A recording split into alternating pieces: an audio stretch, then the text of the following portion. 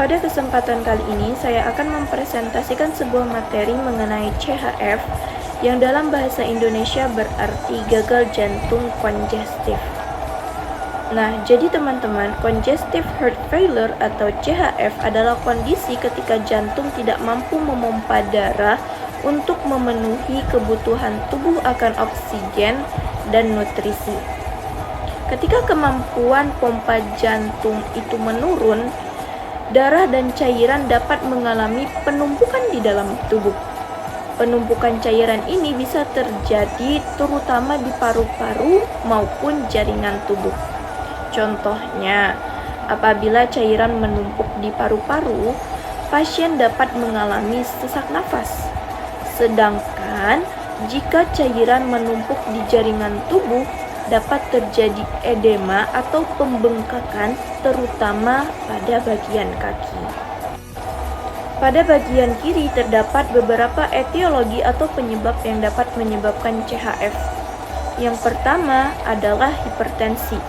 Tekanan darah yang tinggi dapat membuat jantung harus bekerja lebih keras untuk memompa darah. Jika terjadi dalam waktu yang lama, kondisi ini dapat membuat otot jantung mengalami perubahan dan akhirnya fungsi pompa jantung dapat menurun. Yang kedua yaitu penyakit jantung koroner. Pada kondisi ini, pembuluh darah yang memasuk darah ke otot jantung mengalami gangguan, sehingga kebutuhan oksigen pada jantung tidak terpenuhi dengan baik. Selanjutnya adalah infark miokard, yaitu kondisi ketika sebagian otot jantung mengalami kerusakan akibat kurangnya aliran darah dan oksigen. Kemudian ada penyakit katup jantung, kardiomiopati, dan aritmia. Gangguan-gangguan tersebut dapat mempengaruhi kemampuan jantung untuk berkontraksi dan memompa darah secara normal. Di sebelah kanan terdapat beberapa faktor risiko. Faktor risiko antara lain yaitu usia lanjut, diabetes mellitus, obesitas, merokok, konsumsi alkohol, dan kurang aktivitas fisik. Faktor-faktor tersebut dapat meningkatkan kemungkinan seseorang mengalami gangguan pada jantung, terutama jika berlangsung dalam jangka yang panjang. Selanjutnya kita masuk ke bagian patofisiologi. Di sini kita akan melihat bagaimana CHF dapat terjadi dari awal sampai akhirnya menimbulkan penumpukan cairan. Jadi teman-teman, proses CHF itu dimulai dari adanya faktor penyebab yang dapat menyebabkan kerusakan atau gangguan pada otot jantung. Kemudian kontraktilitas jantung itu menurun, sehingga curah jantung ikut menurun dan perfusi jaringan menjadi berkurang. Tubuh kemudian melakukan mekanisme kompensasi melalui sistem saraf, simpatis, dan RAAS. Aktivasi RAAS menyebabkan retensi natrium dan air, sehingga volume darah meningkat. Akibatnya tekanan di dalam pembuluh darah meningkat dan akhirnya terjadi kongestif atau penumpukan cairan, baik di paru-paru maupun di jaringan tubuh. Gejala-gejala yang sering muncul yaitu sesak nafas, ortopnu, kemudian paroksimal nocturnal dyspnea atau sesak nafas yang muncul atau bertambah pada saat berbaring atau pada malam hari. Selain itu, pasien juga dapat mengalami mudah lelah, batuk, edema pada ekstremitas, takikardia, distensi vena jugularis, dan hepatomegali. Gejala-gejala ini terutama disebabkan oleh penurunan fungsi pompa jantung dan penumpukan cairan.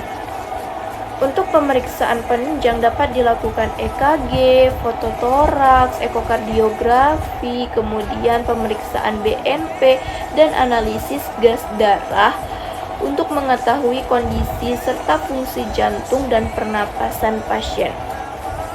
Sedangkan penata laksanaannya meliputi terapi oksigen, pemberian diuretik, ACE inhibitor atau ARB, kemudian beta blocker, diet rendah garam, dan pembatasan cairan sesuai kondisi pasien. Dalam pengkajian keperawatan terdapat data subjektif dan data objektif. Data subjektif yang dapat ditemukan yaitu sesak nafas, cepat lelah, dan sulit tidur. Sedangkan data objektifnya dapat berupa RR meningkat, edema, SpO2 menurun, ronki, perubahan tekanan darah, dan takikardia. Jadi, pengkajian ini dilakukan untuk mengetahui kondisi pasien secara menyeluruh dan menentukan masalah keperawatan yang sesuai. Berdasarkan hasil pengkajian pada pasien CHF, terdapat beberapa diagnosa keperawatan yang dapat muncul, yaitu penurunan curah jantung, kelebihan volume cairan, pola nafas tidak efektif, dan intoleransi aktivitas. Diagnosa tersebut berhubungan dengan menurunnya fungsi pompa jantung serta adanya penumpukan cairan yang dapat menyebabkan sesak dan mudah lelah.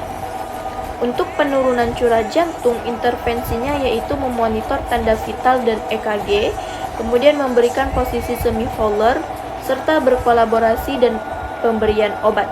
Luaran yang diharapkan adalah curah jantung dan tanda vital membaik. Kemudian untuk kelebihan volume cairan, dilakukan pemantauan edema, intake output, berat badan, dan pembatasan cairan. Luaran yang diharapkan yaitu edema dan sesak berkurang.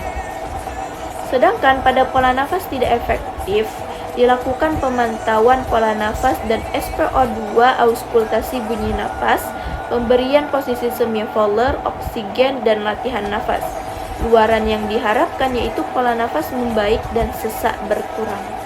Pada tahap implementasi, dapat dilakukan pengukuran tanda vital, pemberian dan pemantauan oksigen, menghitung intake dan output, serta memberikan posisi semi-Fowler. Kemudian, dilakukan evaluasi menggunakan metode SWAP. Dari hasil evaluasi diharapkan sesak berkurang, RR dan SpO2 membaik sehingga masalah keperawatan dapat teratasi secara bertahap. Terakhir adalah edukasi, yaitu mengingatkan pasien untuk minum obat secara teratur, menjalankan diet rendah garam, membatasi cairan, kemudian menimbang berat badan setiap hari, dan melakukan kontrol secara rutin. Sebagai kesimpulan, CHF merupakan kondisi jantung tidak mampu memompa darah secara efektif untuk memenuhi kebutuhan tubuh. Gejala yang muncul antara lain sesak nafas, edema, dan mudah lelah. Dalam asuhan keperawatan, fokus utama adalah meningkatkan curah jantung, mempertahankan oksigenasi, mengurangi kelebihan cairan, serta meningkatkan toleransi aktivitas pasien.